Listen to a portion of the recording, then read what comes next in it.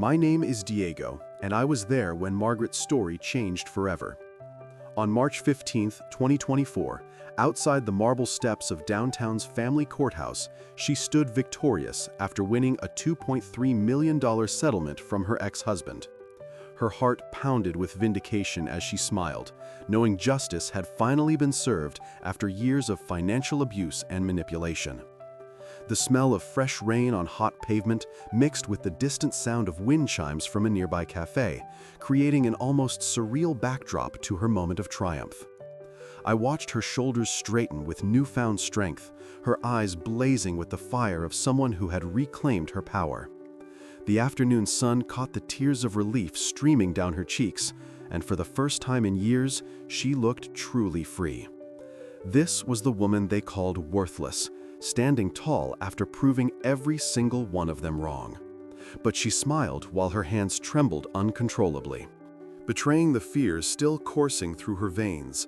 How can blood turn to poison like this? What nobody knew was that Margaret's ex-husband had been watching from across the street, his face twisted with rage, already planning his revenge. The settlement was just the beginning of a nightmare that would make her divorce look like child's play. The morning dew still clung to the rose petals when Margaret knelt beside her prize-winning garden, her weathered hands gentle as she examined each bloom. The scent of her beloved American Beauty roses mingled with the rich aroma of morning coffee drifting from her kitchen window, creating the peaceful sanctuary she'd cultivated for over 30 years. Wind chimes sang softly in the breeze as she opened her leather-bound journal, carefully documenting the progress of her newest hybrid, a stunning crimson variety she'd been developing in secret. "Another perfect morning, aren't you beauties?" she whispered to the roses, her voice carrying the satisfaction of someone who'd found purpose in nurturing life. The neighbors driving past probably assumed she was just an old woman puttering around, but Margaret knew better. Each entry in her journal represented months of careful crossbreeding, temperature monitoring, and soil analysis. Her roses had won the county fair 3 years running, though David and Helen had never bothered to attend. In this backyard sanctuary, surrounded by her life's work, the sting of their indifference felt sharper than any thorn. By 9 o'clock, Margaret had showered and driven to the Riverside Community Center, where the familiar sounds of children's laughter greeted her arrival. The literacy program had become her second passion, teaching immigrant children to read English while their parents worked double shifts to build better lives. Today, little Maria struggled with pronunciation, while her brother Carlos traced letters with intense concentration. "Mrs. Margaret, this word is too hard," Maria complained, pointing at neighborhood in her reading book. "Oh my God, sweetie, you're being too hard on yourself," Margaret said gently, settling beside the 8-year-old. "Break it down with me. Nay, bore, hood. Think about where you live, where your friends are." Maria's face lit up with understanding. "Like where we all live together." "Exactly right," Margaret smiled, making a note in Maria's progress chart. The smell of the center's community barbecue preparation wafted through the windows. They were planning their monthly family celebration, something Margaret had helped organize but would attend alone, as always. Cultural reflection. Watching these children embrace learning with such hunger, she couldn't help but remember when David was small, how proud he'd been of her help with his homework. The afternoon found Margaret back in her garden, this time with Catherine, her longtime friend who'd witnessed decades of family disappointments. Catherine sipped sweet tea while Margaret deadheaded spent blooms, both women comfortable in their shared silence. "David called yesterday," Margaret mentioned casually, though her hands trembled slightly as she spoke. Catherine's expression hardened. What did he want this time? "He's concerned about my living situation," Margaret said, using air quotes. "Thinks I should consider assisted living. Says the house is too much for someone my age." "I can't believe this," Catherine muttered, setting down her glass with more force than necessary. "That boy has some nerve. You're sharper than people half your age, and this garden proves it." Margaret paused in her work, studying a particularly vibrant bloom. "He doesn't see the garden, Catherine, never has. To him, I'm just his burden of an old mother who refuses to be practical. Thought. The sound of those wind chimes suddenly seemed mournful, like they were playing a farewell song she wasn't ready to hear. As evening approached, preserve the original language of the text. Her hybrid roses were exceeding all expectations. The color saturation was deeper than she'd hoped, and the blooms were lasting longer than traditional varieties. Professor Williams at the Agricultural Extension had been asking about her techniques, hinting at something that made her heart race with possibility. The phone rang, interrupting her thoughts. David's voice carried its usual impatient tone. "Mom, Helen and I have been talking. We've found a lovely facility." "I'm not ready for that conversation, David," Margaret interrupted, surprising herself with her firmness. "You're being unreasonable. At your age, living alone in that big house." "At my age, I'm finally living for myself," she said quietly, then hung up before he could respond. Margaret returned to her journal, but her hands shook as she wrote. Tomorrow, she would call Professor Williams back about his offer. Tomorrow. Preserve the original language that would change everything. But tonight, surrounded by the fruits of her labor and the gentle sound of wind chimes, she allowed herself to dream of a future where her worth wasn't measured by others' convenience. The last thing she wrote before heading inside was a simple note. Some flowers bloom their most beautiful just before the season changes. The next morning brought an unexpected thunderstorm, forcing Margaret to move her coffee ritual indoors. She pressed her face against the kitchen window, watching raindrops batter her precious roses. The wind chimes outside had fallen silent, weighed down by water, and something about their stillness felt ominous. Her phone buzzed with a text from Professor Williams. "Margaret, I hope you'll consider our discussion. The university's botanical research program could benefit tremendously from your expertise. We need someone with your intuitive understanding of plant genetics." Margaret's heart fluttered as she reread the message. At 73, being offered a consulting position felt like validation she'd never expected. Her fingers hovered over the keyboard, then typed, "I'm very interested. When can we meet?" The response came immediately. "How about this afternoon? I'd love to see your garden, weather permitting." "Oh my goodness," Margaret whispered to her empty kitchen, then quickly deleted the words and wrote back, "Perfect, 2 o'clock." By noon, the storm had passed, leaving her garden glistening and fragrant. Margaret changed clothes 3 times, settling on her best gardening dress, the navy one with tiny white flowers that Catherine always complimented. She was arranging her research journals on the patio table when her doorbell rang. Professor Williams was younger than she'd imagined, maybe 50, with kind eyes behind wire-rimmed glasses and mud-caked boots that immediately put her at ease. "Mrs. Henderson, your reputation precedes you," he said warmly, following her toward the backyard. "The county extension office raves about your hybrid work." As they stepped onto the patio, Professor Williams stopped mid-sentence, his mouth falling open. The storm had somehow enhanced her garden's beauty. Every petal seemed more vibrant, every leaf more lustrous. "This is extraordinary," he breathed, kneeling beside her prized crimson hybrids. "The color depth, the petal structure, how did you achieve this genetic stability?" Margaret felt a pride so fierce it nearly brought tears to her eyes. "Patience," she said simply, "and listening to what the plants actually need, not what I think they should need. We could offer you laboratory space, research funding, graduate student assistance." "I accept," Margaret interrupted, surprising them both with her speed. The aroma of fresh coffee drifted through Margaret's kitchen window as she arranged the Sunday dinner table. The sound of birds chirping in her backyard, creating a peaceful soundtrack to her preparations.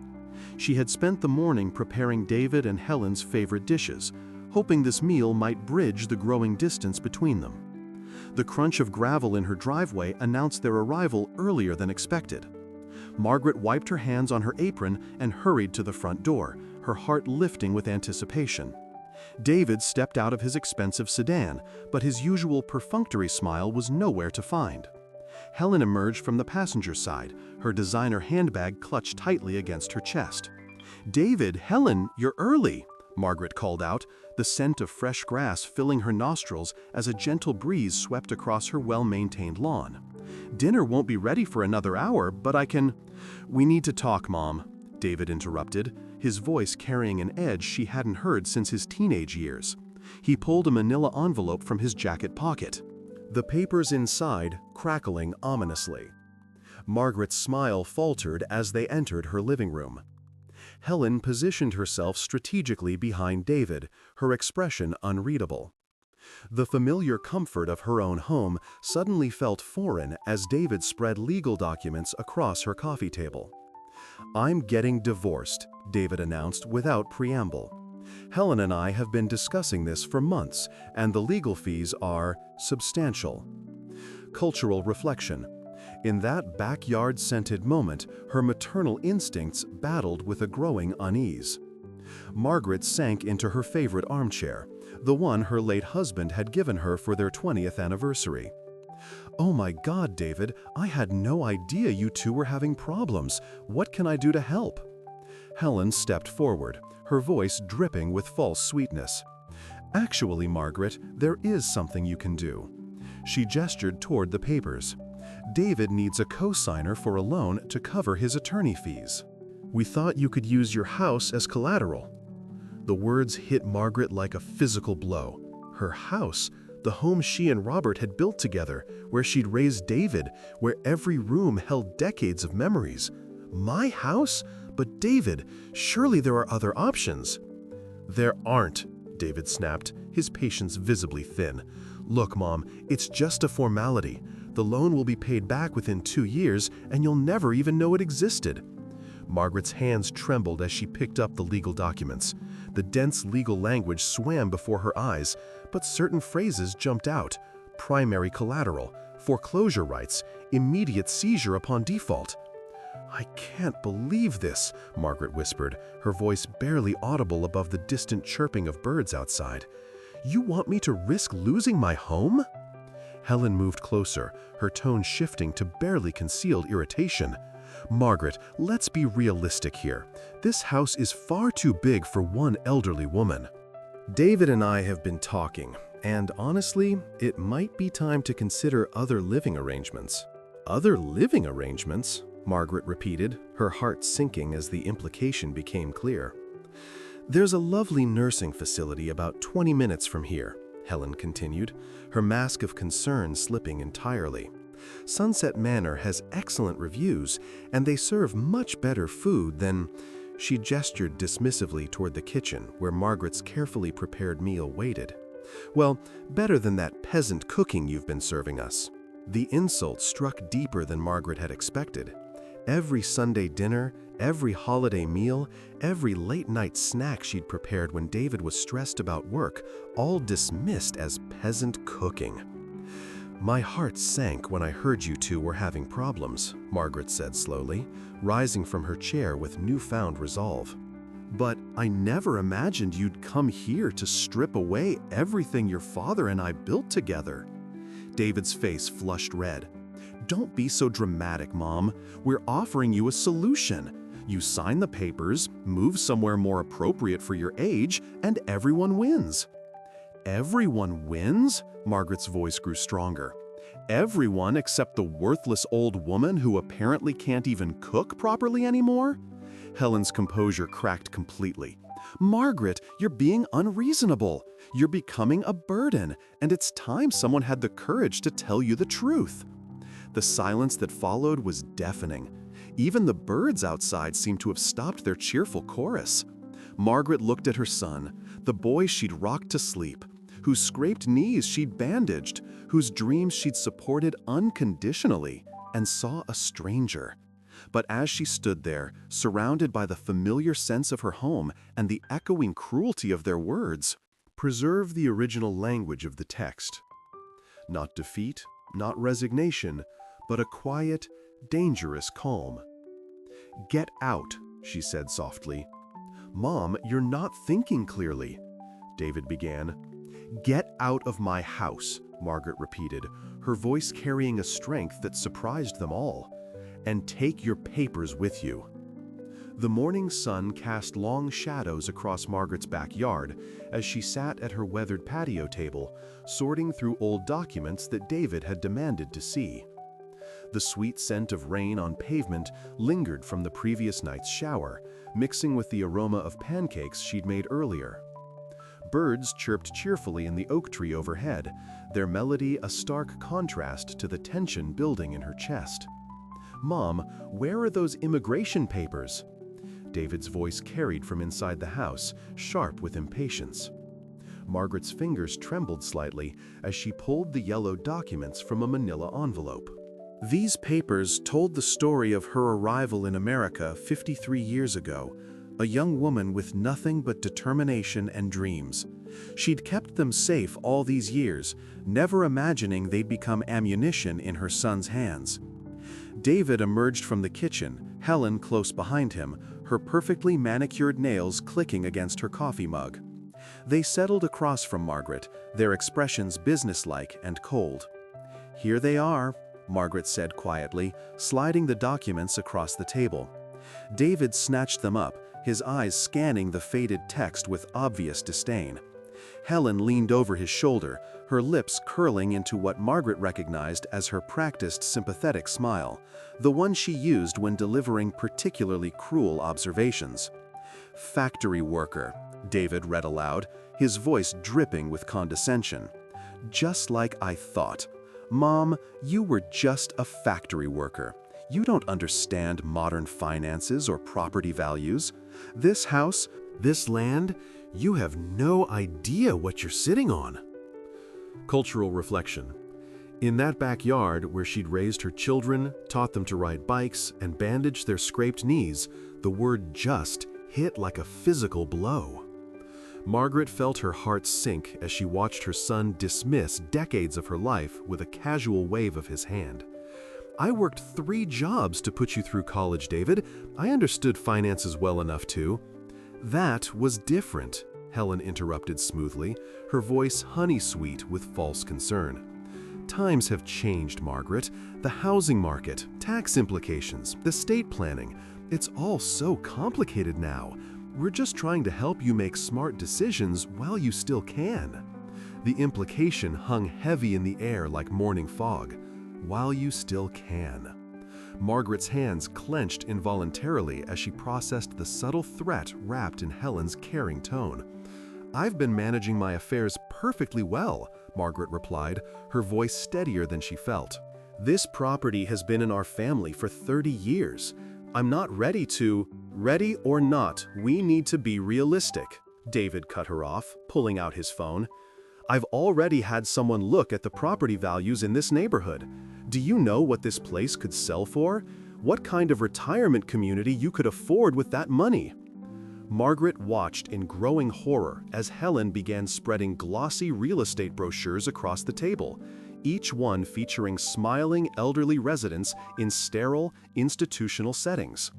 The sound of birds chirping seemed to mock the conversation, nature's soundtrack to her family's betrayal. "Oh my God, David, I can't believe you're doing this," Margaret whispered, her voice barely audible above the morning breeze rustling through the leaves. "We're doing this because we love you," Helen said, reaching across to pat Margaret's hand with practiced sympathy. "And because someone has to think about your future. You can't live alone forever in this big house. What if you fall? What if something happens?" David leaned forward, his expression intense. "I need you to sign these papers, Mom. They're just preliminary documents, giving us power of attorney to handle your financial affairs. It's standard procedure for someone your age." Margaret's eyes widened as she looked at the legal documents David had produced as if by magic. The papers were already prepared, already filled out, waiting only for her signature. The calculation behind this moment became crystal clear. This wasn't a spontaneous conversation about her future. This was an ambush. "You planned this," she said, her voice growing stronger with each word. "You came here with papers already drawn up, ready to take control of everything I've worked for." Helen's mask slipped for just a moment, revealing something cold and predatory beneath her concerned expression. Margaret, you're being dramatic. We're your family. Who else is going to look out for you? The irony of the question hit Margaret like a thunderbolt. Who else indeed? Certainly not the son who saw her as nothing more than a burden, or the daughter-in-law who spoke about her as if she were already incompetent. I need time to think about this, Margaret said firmly, pulling the unsigned documents toward herself. David's jaw tightened. Time is exactly what we don't have, Mom. The market is hot right now, and frankly, your judgment isn't what it used to be. Last week you forgot to turn off the stove, and Helen found you talking to yourself in the garden. Margaret's blood ran cold. She had been talking to Catherine on the phone while deadheading roses, using her wireless earbuds. Helen had been watching, listening, and deliberately misinterpreting what she'd seen to build a case for Margaret's incompetence. The betrayal was complete, calculated, and devastating. The stress of weeks battling David and Helen's relentless demands finally caught up with Margaret as she stood in her living room, surrounded by scattered documents they'd insisted on examining. The scent of her untouched morning coffee had long grown cold on the side table, and the distant traffic hummed through windows she'd forgotten to close. Her chest tightened with each shallow breath until the familiar walls seemed to spin around her. I can't breathe properly," Margaret whispered, clutching the back of her favorite armchair as her knees buckled. The paramedics found her 20 minutes later when Catherine arrived for their weekly visit and discovered Margaret unconscious on the hardwood floor. David's harsh words about worthless old women who hoard useless papers still echoing from their morning phone call. At Mercy General Hospital, Margaret drifted in and out of consciousness while monitors beeped steadily around her bed.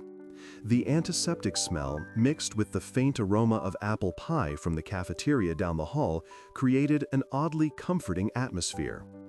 A young resident with kind eyes and gentle hands checked her vitals every hour, his name tag reading Dr. Rodriguez. During one of her more alert moments, Dr. Rodriguez paused while reviewing her chart. His expression shifted from routine professionalism to something resembling awe. "Excuse me, Mrs. Chen," he said carefully, "but are you the Margaret Chen, the one whose name is on the medical scholarship plaque in our main lobby?" Margaret blinked slowly, her voice barely above a whisper. "I don't know what you mean, dear." "The Margaret Chen Scholarship for Underprivileged Medical Students?" Dr. Rodriguez continued, his excitement barely contained. "It's funded one of the largest scholarship programs in the state for over 15 years. My heart sank when I thought I might never meet the woman who made my medical school possible." In that sterile hospital room, surrounded by the hum of distant traffic and the comfort of apple pie scents, Margaret felt something she hadn't experienced in years: recognition for who she truly was. Margaret turned her head away, uncomfortable with the attention. She'd never wanted recognition for her charitable work, preferring to help quietly through her lawyer's office. The scholarship program was just one of many projects she'd funded over the years, using the substantial inheritance her late husband had left her, money David and Helen knew nothing about. Meanwhile, 40 miles away in Margaret's house, David paced the living room while Helen lounged on the sofa, already making phone calls to real estate agents. "Oh my God, I can't believe how easy this is going to be." Helen laughed, gesturing toward the modest furnishings. "Once the old woman's gone, we can clear out all this junk and put the house on the market immediately." David nodded, rifling through Margaret's desk drawers. "The inheritance won't be much, but the house should bring in decent money. Maybe enough for that European vacation you've been wanting." Helen's voice carried the satisfied tone of someone who'd finally gotten her way. "I've already contacted 3 different agents. They all think we can get top dollar for this location, especially once we update the kitchen and get rid of all her ridiculous rose garden nonsense." "She always acted like she was hiding some big secret," David said, tossing aside Margaret's gardening journals. "Turns out the biggest secret was how little she actually had saved up. All those years of penny pinching, and for what?" Reflection. Neither David nor Helen bothered to visit Margaret in the hospital, too busy planning their premature celebration. Back at the hospital, Dr. Rodriguez had quietly spread word about Margaret's identity among the staff. By evening, her room had filled with flowers from grateful medical students, nurses, and doctors whose careers had been made possible by her generosity. The air grew sweet with the fragrance of roses. Someone had specifically requested Margaret's favorite flowers. Catherine sat beside the bed, holding Margaret's hand as she slowly regained strength. "You never told me about the scholarships," Catherine said softly. "All these years, and you kept it completely secret." Margaret managed a weak smile. "My husband always said the best charity happens when nobody's watching. I never wanted David to know about the money. I could see how he looked at me, like I was just a burden waiting to die." A nurse approached with a card signed by dozens of hospital staff members. The cover showed a photograph of the marble plaque in the lobby, with Margaret's name engraved in elegant script above the words, "In recognition of extraordinary generosity to medical education, total contributions exceeding $2.3 million." Margaret closed her eyes, thinking about David and Helen at home, probably already measuring rooms for renovations and calculating their modest inheritance. They had no idea that her worthless old woman routine had been the perfect cover for managing one of the area's most significant charitable foundations. The distant traffic continued its steady rhythm outside her window, and somewhere in the building she could still catch the faint scent of apple pie from the cafeteria where her medical students, grabbed quick meals between studying for exams that would launch careers she'd made possible. The morning air on Margaret's porch carried the scent of rain on pavement from the overnight storm, mixing with the distant aroma of someone's early BBQ preparation. She sat in her weathered rocking chair, clutching the business card Mr. Patterson had left during his visit 3 days ago. The estate attorney's words still echoed in her mind. "Mrs. Margaret, with assets of this magnitude, we need to ensure your wishes are crystal clear." Margaret had spent sleepless nights reviewing her financial statements, documents David had demanded to see but never truly understood. The real estate investments her late husband had made, the stock portfolios that had quietly grown over decades, the life insurance policies, everything totaled nearly $4 million. David saw her as a burden living on Social Security, never knowing the wealth she'd accumulated through careful management and her husband's foresight. The sound of birds chirping in her rose garden provided a peaceful backdrop as she dialed Mr. Patterson's number. Her hybrid roses had bloomed magnificently this season, a testament to years of patient cultivation that her family never appreciated. "Mr. Patterson, this is Margaret. I've made my decision about the will." "Of course, Mrs. Margaret. Have you considered our discussion about the beneficiaries?" Margaret's voice grew stronger with each word. "I want everything redirected. The literacy center downtown that helps adults learn to read, they should receive $1 million. The Immigrant Support Organization on Maple Street gets another $1 million for their legal aid program. And Catherine's granddaughter Rosa, who's starting medical school, she gets the remaining $2 million for her education and future. And your son David? David gets my recipe collection and my gardening tools. That's all." Margaret's heart pounded, but not with the irregular rhythm that had scared her recently. This was the steady beat of determination. Mr. Patterson scheduled the final signing for the following afternoon. Preserve the original language of the text, their sweet fragrance reminding her of happier times when her husband would surprise her with bouquets from this very garden.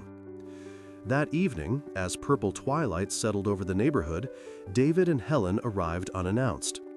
Margaret was sitting on her porch, enjoying the cool air after the day's heat, when their sedan pulled into her driveway with an aggressive screech of brakes.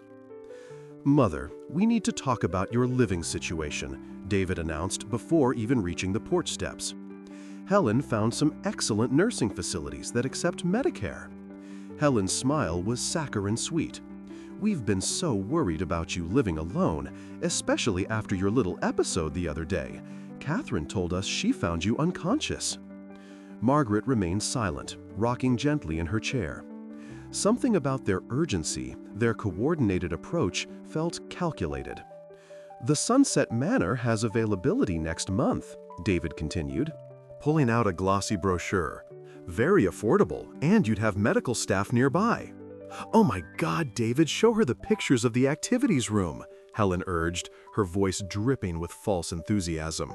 Margaret excused herself to use the bathroom, but instead slipped into her bedroom and quietly activated the voice recorder app Catherine had helped her install on her phone.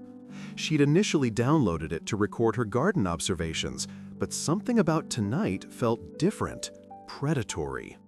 On the porch, their eagerness felt as artificial as store-bought BBQ sauce compared to homemade. She returned to find David and Helen speaking in hushed tones by the porch railing. "Once we get power of attorney, we can sell this house immediately," David was saying. "The property alone is worth at least $300,000 in this market."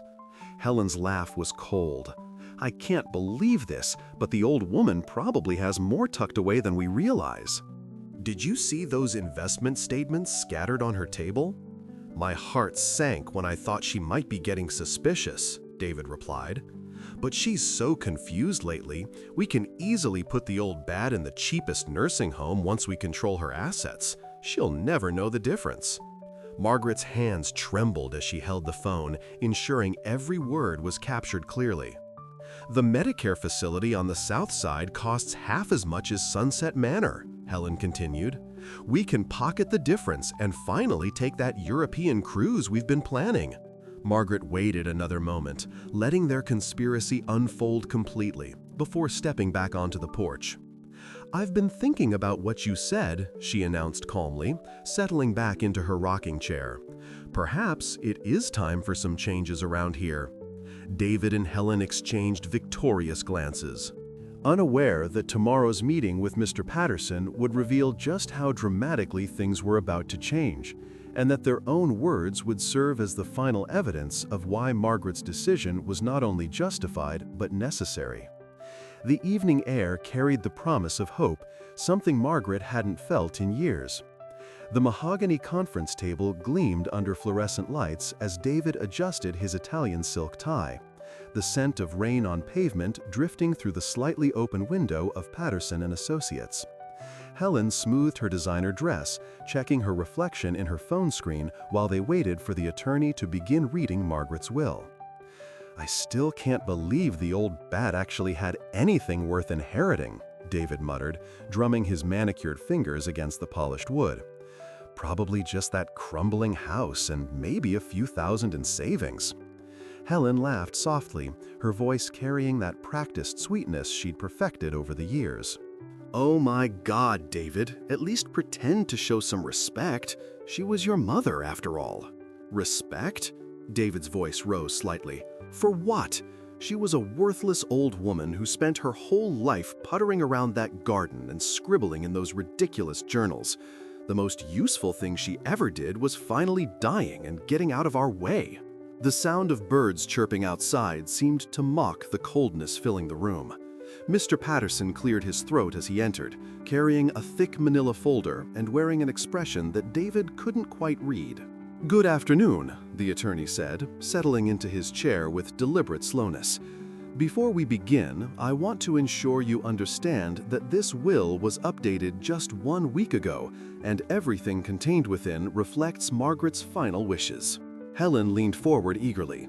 "How long will this take? We have dinner reservations at 7. Cultural reflection.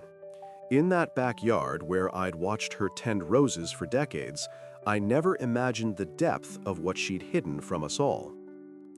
Mr. Patterson opened the folder, revealing documents that seemed far more extensive than David had expected.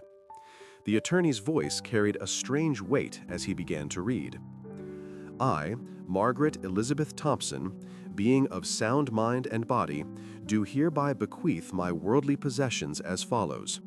He paused, glancing up at David and Helen's expectant faces. To my son David and daughter-in-law Helen, who have made their feelings about my worth abundantly clear over the years, I leave the sum of $500 each. David's face flushed red. 500? That's it? What about the house? Her accounts? Please allow me to continue, Mr. Patterson said firmly. The The remainder of my estate, valued at $47 million, accumulated through the development and licensing of 17 technology patents over the past 30 years, shall be donated entirely to the National Rose Cultivation Society and the Women in Science Foundation. The words hit David like a physical blow. Helen's perfectly applied lipstick seemed to drain of color as her mouth fell open. "47 million?" Helen whispered, her voice cracking. "That's impossible. She lived in that tiny house, drove that old car." Mr. Patterson continued reading, his voice steady despite the chaos erupting across from him. Furthermore, Margaret's personal journals, which document her groundbreaking work in botanical genetics and hybrid development, will be preserved in the Agricultural Sciences Library at the State University. David shot to his feet, his chair scraping loudly against the floor. "This is insane! My heart sank the moment I walked in here. I knew something was wrong. She was just a lonely old widow who played in dirt all day." "Your mother," Mr. Patterson said, setting down the documents, "held advanced degrees in biochemistry and botanical sciences. After your father's death, she channeled her grief into developing revolutionary plant genetics that several major agricultural companies licensed for millions. She lived modestly by choice, not necessity." The scent of rain on pavement grew stronger as storm clouds gathered outside, matching the tempest brewing in the conference room. Helen's hands trembled as she gripped the edge of the table. "But we're her family," she said desperately. "Surely there's some mistake. We took care of her, visited regularly." The scent of rain on pavement grew stronger as storm clouds gathered outside, matching the tempest brewing in the conference room. Helen's hands trembled as she gripped the edge of the table. "But we're her family," she said desperately. "Surely there's some mistake. We took care of her, visited regularly." Mr. Patterson's expression remained professional, but something flickered in his eyes. "According to Margaret's detailed notes, your visits consisted primarily of demands for money, criticism of her lifestyle, and requests that she sell her home to move into assisted living. She documented each interaction meticulously." David slumped back into his chair, the reality crushing down on him like a weight he couldn't escape. "I can't believe this. $47 million, and she's giving it all away to strangers?" "Not strangers," Mr. Patterson corrected. "Organizations that will continue her life's work and honor her contributions to science. She specifically requested that a memorial garden be established in her name, featuring the hybrid roses she spent decades perfecting." The sound of birds chirping outside continued, oblivious to the devastation unfolding in the sterile conference room. Helen stared at the documents as if willing them to change, while David sat in stunned silence, finally understanding the magnitude of what they'd lost through their own cruelty and blindness. The morning sun filtered through the lace curtains of Margaret's former bedroom as Catherine carefully folded the last of her friend's belongings. 3 months had passed since the funeral, and the house still carried the faint scent of Margaret's lavender sachets mixed with the aroma of fresh coffee brewing in the kitchen below. "I can't believe she's really gone," Catherine whispered to herself, holding Margaret's favorite teacup, the one with tiny roses painted around the rim.